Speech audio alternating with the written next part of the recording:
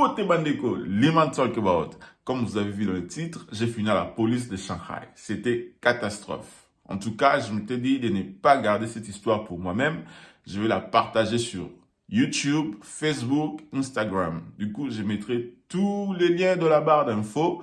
Ce que vous ferez, c'est d'aller aimer, commenter, liker, mais surtout de partager, de vous abonner.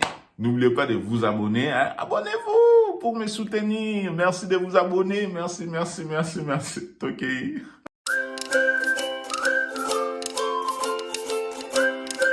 L'histoire se déroule à Shanghai. Vous savez, l'été dernier, j'étais allé visiter la ville de Shanghai. Vous savez, Shanghai, c'est parmi les plus belles villes au monde. Il y a les centres financiers mondiaux là-bas. C'est la capitale économique en Chine. C'est parmi les métropoles et tout. Voilà, je m'étais dit, je ne peux pas vivre en Chine sans voir à quoi ressemble Shanghai. Comme vous verrez dans le vlog, voilà, je mettrai les liens en bas. Je prends mes clics et mes claques. Je paye mes billets de train. Je pars à Shanghai. J'arrive à Shanghai. Au début, voilà, ça ne s'est pas passé comme j'avais prévu, les problèmes de logement et tout. Ok, c'est bon.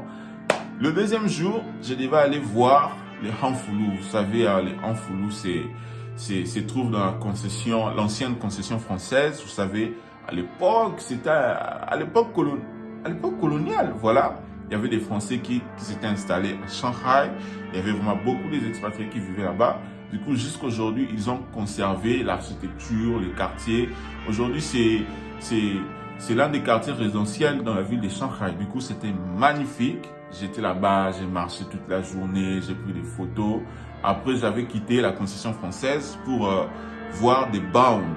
Parce que le premier jour, le soir, j'étais allé voir ça la nuit. Et le deuxième jour, je devais voir ça pendant la journée. D'accord, c'est bon, ça s'est bien passé.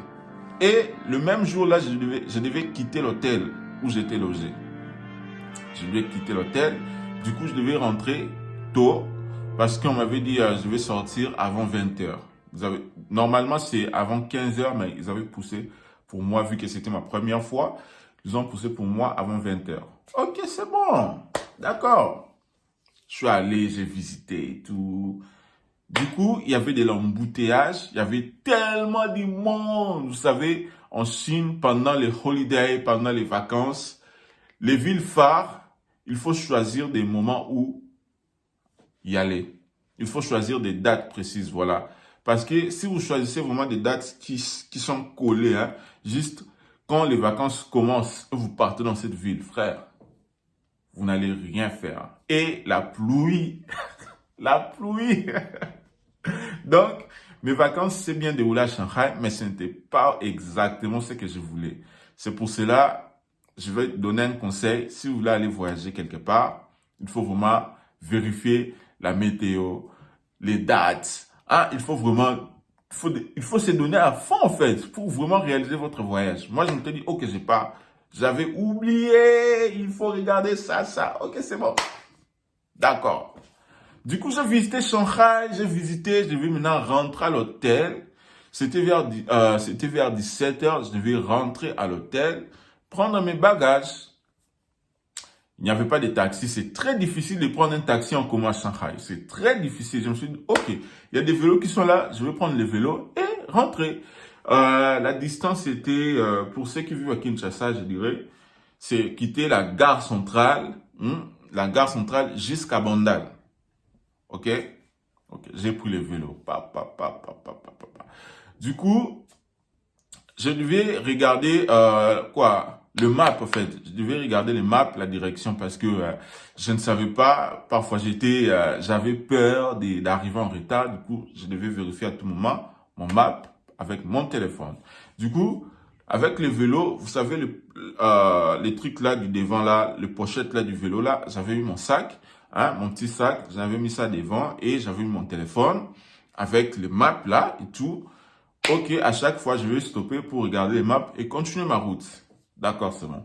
Du coup, j'ai tourné le centre-ville de Shanghai. J'ai tourné et j'étais arrivé à un endroit où il y avait de l'eau. Voilà la photo, c'était ici. Voilà. Du coup, derrière, voilà, dans cette photo, derrière, il y a le musée en fait, le musée de la ville de Shanghai. Et en face, vous voyez la ville. Vous voyez la ville, c'était vraiment magnifique. Je me suis stoppé ici pour prendre la photo. J'ai pris la photo, pam, pam, pam, pam. J'ai remis mon téléphone dans les sacs. Tu vois, mon sac était devant le vélo. J'ai remis mon téléphone là. Je n'avais pas fermé. Je n'avais pas fermé parce que je devais voir la direction. D'accord, j'ai remis mon téléphone. Du coup, en quittant ce pont-là, c'était penché comme ça. Il faut descendre le pont et continuer la route. Frère, je suis descendu tellement que j'avais faim.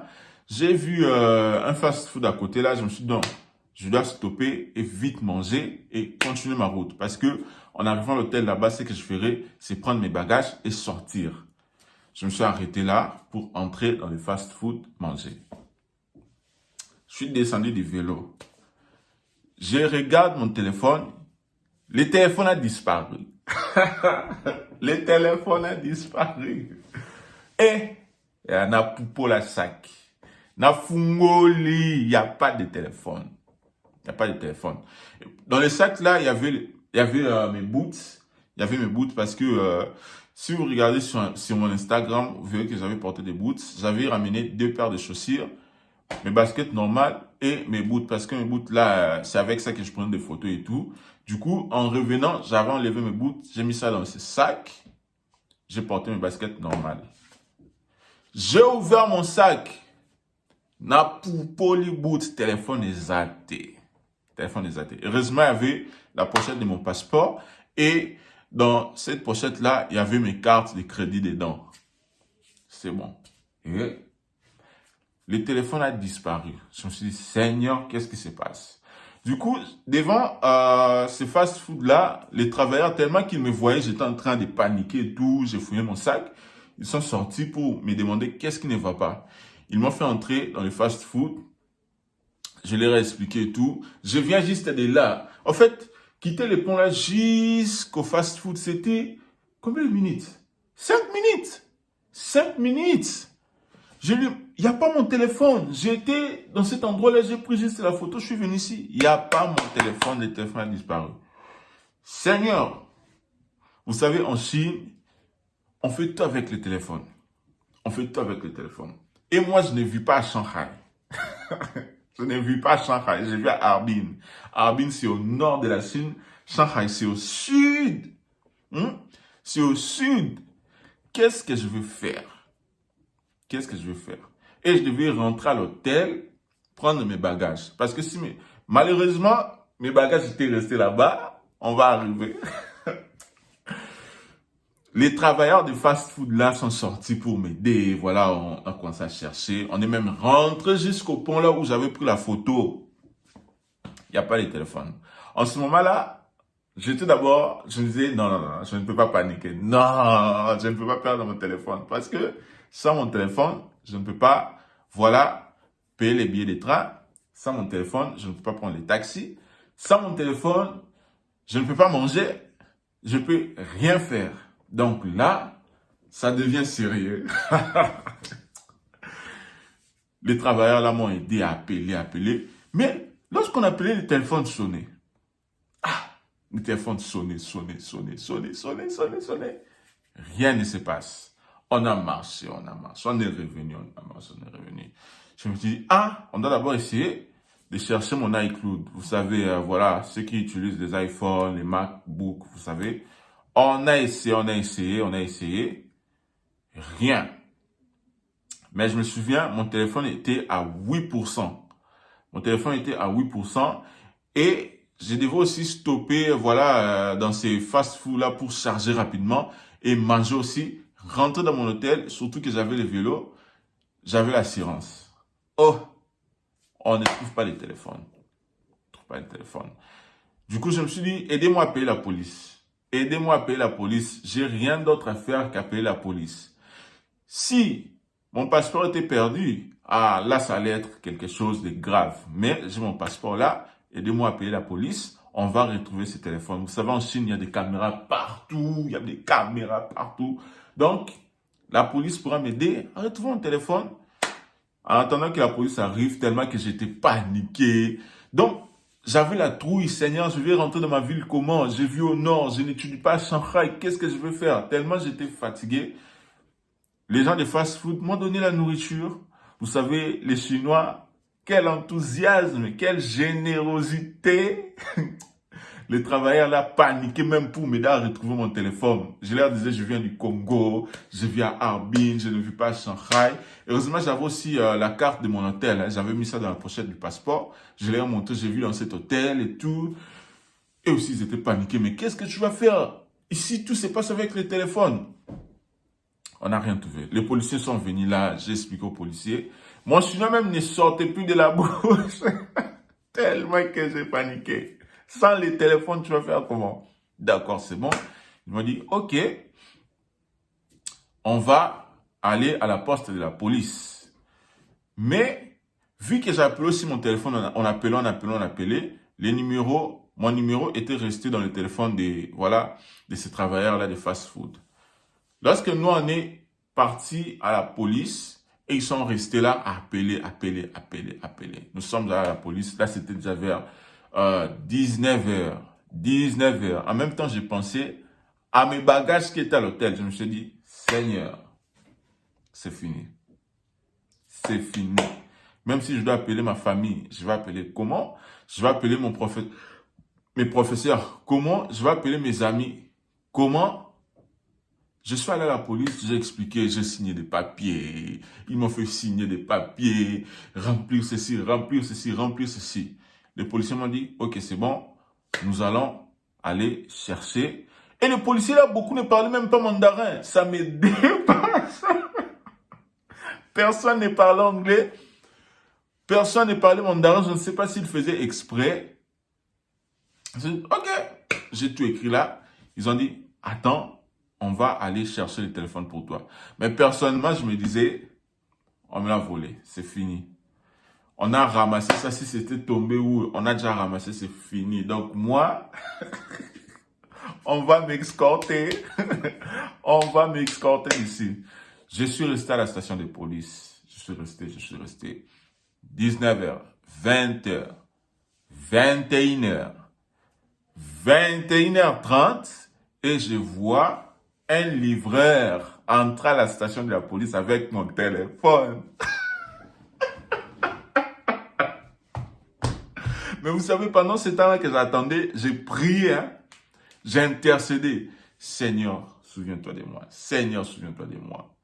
En Chine, il n'y a que les téléphones qui sauvent. Sans les téléphones, je vais rentrer dans ma ville comment? Je vais réserver les trains comment? Je vais faire comment? En fait, je vois ça comme un film. Autre le pas congolais au Kindoki. Et ça Kindoki te.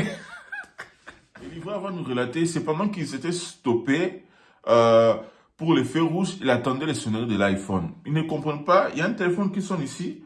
Il a vu mon téléphone, il a ramassé et devinez qui appelait. C'était les travailleurs de fast-food. Non mais franchement.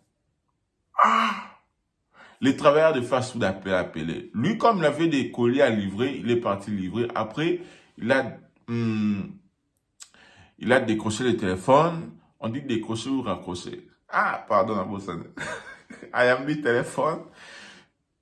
Les travailleurs lui ont dit, il faut vite se rendre à la poste de la police. Il y a un étranger qui cherche son téléphone s'est perdu. Il faut vite aller là-bas. Il a déposé ses colis après. Il est venu à la poste de la police pour me rendre mon téléphone. Il a dit, moi-même, j'utilise un iPhone. Pourquoi je vais voler?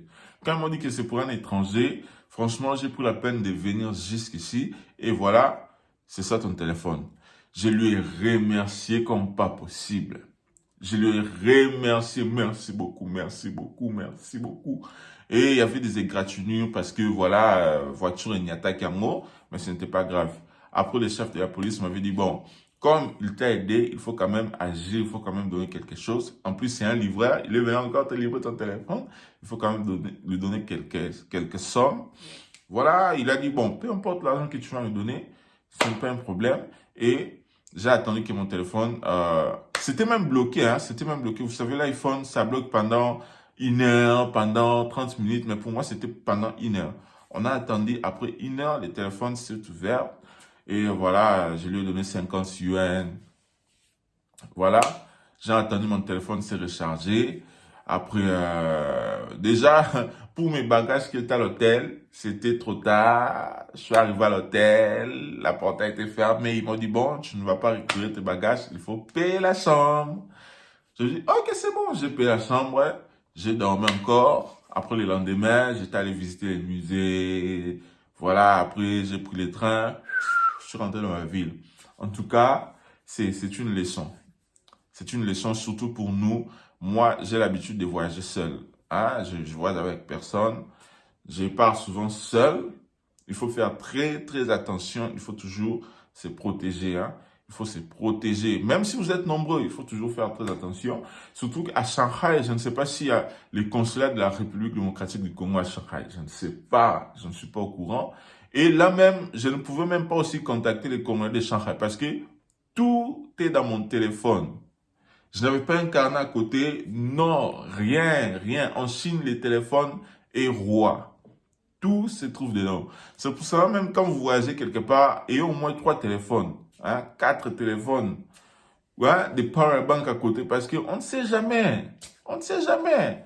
Et moi, je faisais tout avec mon téléphone. Hein. J'ai filmé, j'ai pris des photos dans mon téléphone. Donc, c'était vraiment dangereux en tout cas. Cette expérience m'a beaucoup appris et plus tard, je ferai très attention.